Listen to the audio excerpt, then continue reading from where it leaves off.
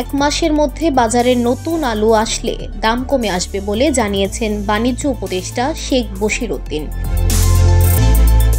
সোমবার সচিবালয়ে ভোজ্য তেলের দাম নির্ধারণ নিয়ে ব্যবসায়ীদের সঙ্গে বৈঠক শেষে সাংবাদিকদের সঙ্গে আলাপকালে তিনি কথা বলেন। শেখ বশিরউদ্দিন বলেন, আলুতে চূড়ান্ত অস্থিরতা বিরাজ করছে। এ থেকে পরিত্রাণ পেতে চাই। নতুন আলু আসতে হয়তো 4 সপ্তাহ লাগবে। আশা করছি 3 সপ্তাহের মধ্যে আলুর দাম সহনীয় পর্যায়ে চলে আসবে। এদিকে বোতলজাত সয়াবিন তেল প্রতি লিটার 8 টাকা বাড়িয়ে 175 টাকা নির্ধারণ করা হয়েছে।